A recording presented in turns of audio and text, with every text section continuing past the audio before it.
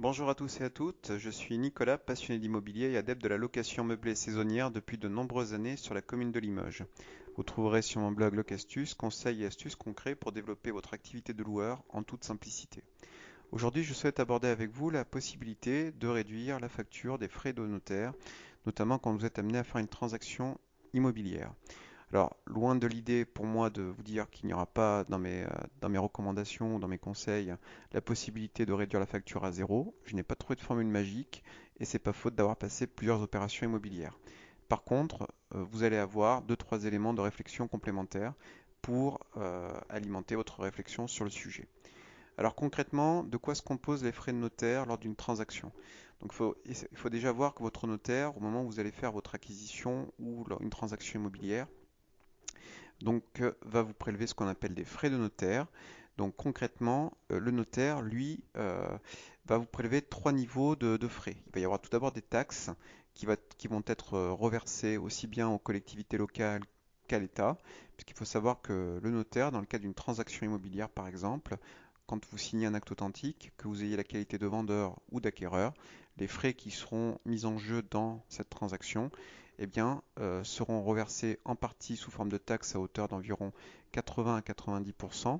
Et du coup, le notaire, lui, n'aura qu'un rôle de qu'un rôle de collecteur d'impôts pour pouvoir donc reverser aux différents intervenants étatiques, si j'ose dire, aux différents millefeuilles euh, réglementaires et administratifs, les taxes locales qui reviennent à chacun.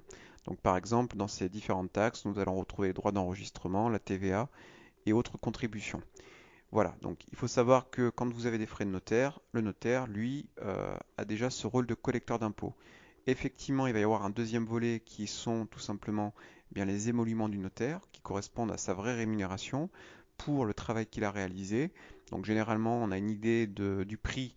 Vous pouvez tout simplement dans un premier temps faire une simulation parce qu'il y a un bon nombre de simulateurs sur Internet pour évaluer les frais de notaire concernant telle ou telle opération immobilière en fonction de sa particularité et sa spécificité.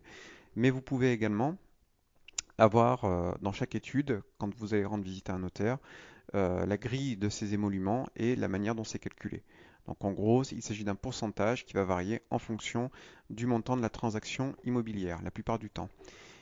Le troisième élément qui participe aux frais de notaire, c'est les débours. Alors qu'est-ce que les débours? Il s'agit de tous les frais que le notaire va devoir engager pour entreprendre les formalités en liaison avec les administrations avec lesquelles il est en pourparlers, si j'ose dire, ou en correspondance pour mener à bien la transaction de l'acte authentique qui vous occupe, si vous achetez un bien ou si vous vous êtes concerné par la vente d'un bien. Donc en gros, c'est tous les documents en liaison avec l'urbanisme, les cadastres, les frais engagés auprès du conservation des hypothèques si vous êtes concerné. Donc en gros, il s'agit de tous les frais liées aux formalités pour que la transaction, par exemple d'un acte authentique, soit déjà menée à son terme et puisse pour faire toutes ces démarches-là, le notaire va avancer des frais qu'il va répercuter donc dans les frais de notaire. Donc, à l'issue de la transaction, donc un état récapitulatif sera bien entendu établi pour les parties prenantes à la transaction, pour clôturer le dossier et pour indiquer dans le détail quels ont été les frais à tous les niveaux, au niveau des taxes, au niveau des émoluments, donc les frais pris par le notaire pour sa propre rémunération, et enfin les débours, tout ce qui a participé à l'établissement et les formalités, frais divers engagés par l'étude pour mener à bien la transaction. Donc voilà de quoi se composent les frais de notaire. Alors, une fois que ça s'est posé comme cadre, qu'en est-il au niveau des moyens pour baisser la facture? Alors, il y a quelques éléments de réflexion qu'on peut aborder ensemble. Alors, il faut savoir que à notre niveau, vous pouvez tout d'abord négocier vos frais de notaire, parce que les frais de notaire, comme je l'ai indiqué, c'est réglementé puisque c'est affiché à l'avance. Vous pouvez savoir combien votre notaire va vous prendre de frais pour se payer, pour participer aux frais de fonctionnement de son étude, sinon se payer pour son travail. Et bien concrètement, vous pouvez demander tout simplement à plusieurs études combien elles vous prendraient au titre de ces émoluments pour passer telle ou telle transaction. Alors vous pouvez faire plusieurs études pour comparer les prix, mais vous pouvez aussi faire plusieurs études pour les mettre en concurrence, ces études, et négocier les prix de ces émoluments pour les avoir au meilleur rapport qualité-prix, si j'ose dire. Ça, c'est la première démarche ou première posture à avoir en tant qu'investisseur si vous souhaitez faire les choses correctement pour essayer de gagner un peu d'argent.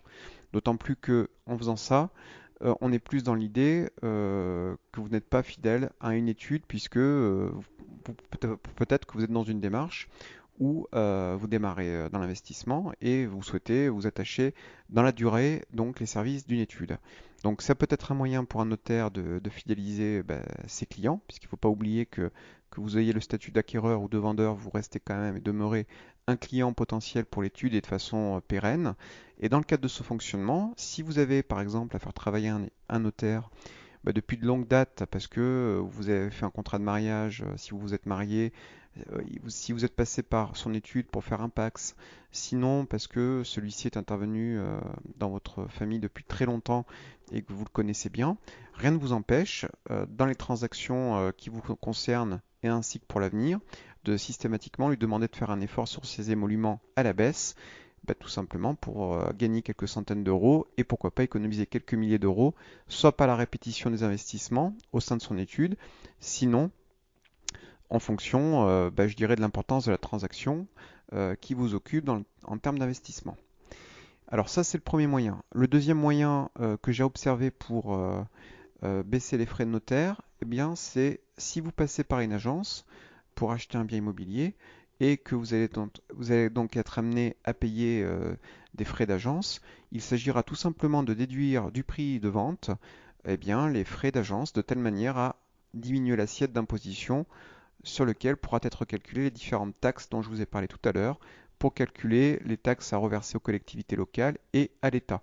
En règle générale, on considère que le montant des frais de notaire correspond à environ 7 à 8% dans l'ancien du prix total de la transaction, notamment par rapport au prix de vente.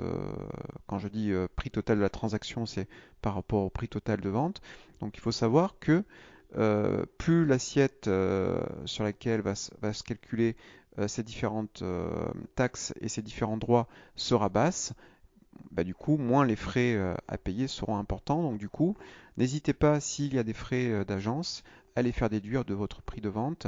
De même, si vous achetez un appartement ou un bien pourvu de meubles, n'hésitez pas de déduire le prix des meubles pour baisser les frais de notaire. C'est une autre option qui est souvent euh, envisagée et effectuée dans la pratique, c'est-à-dire qu'il s'agit, pour réduire les frais de notaire, de séparer du bien immobilier, ou du moins de la valeur du prix de vente du bien immobilier, la valeur du mobilier qui pourrait être soit estimé s'il est déjà dans les lieux et qu'il a quelques années, sinon avec des factures, avoir une idée précise donc du montant réel des meubles en cause pour pouvoir les déduire du prix de vente du bien immobilier, ce qui viendra également diminuer le prix total, l'assiette totale, du coup à partir de laquelle seront calculés les différents droits et taxes que le notaire pourra imposer. Donc voilà des astuces qui sont simples pour pouvoir baisser les frais de notaire, car les frais de notaire donc ne sont pas intégralement mis dans sa poche, si j'ose dire. Voilà. Donc c'est une astuce qui date, hein, qui n'a pas lieu, j'invente rien en vous donnant les éléments tels que je le fais.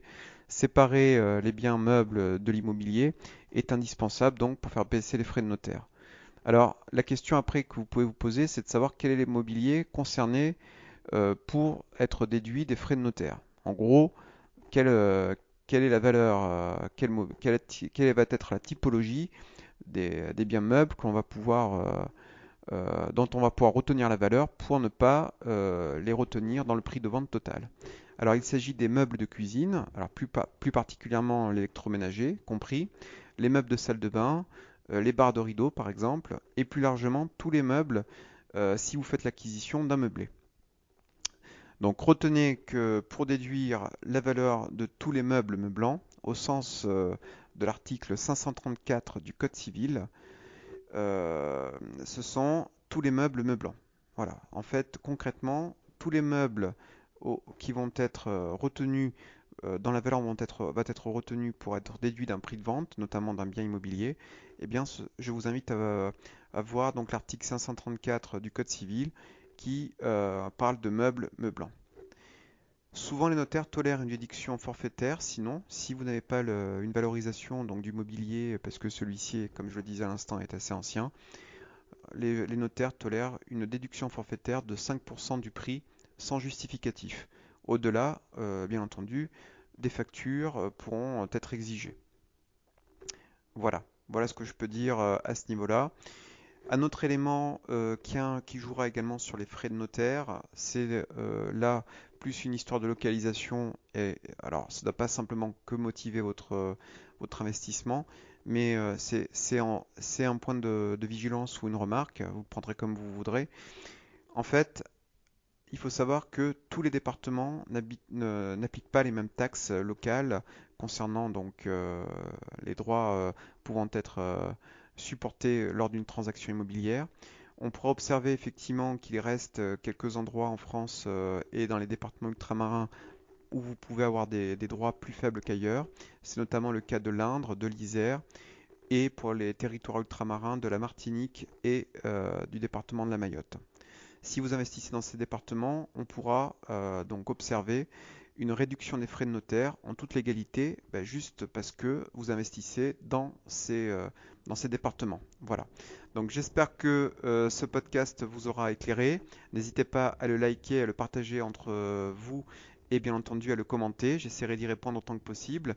Et n'hésitez pas à vous abonner à ma chaîne locastus.com et à ma chaîne YouTube Locastus pour être mis au courant de mes prochaines publications. En tout cas, je reste à votre écoute si besoin et je vous souhaite à tous et à toutes une agréable fin de journée. Je vous remercie de votre attention. À très bientôt.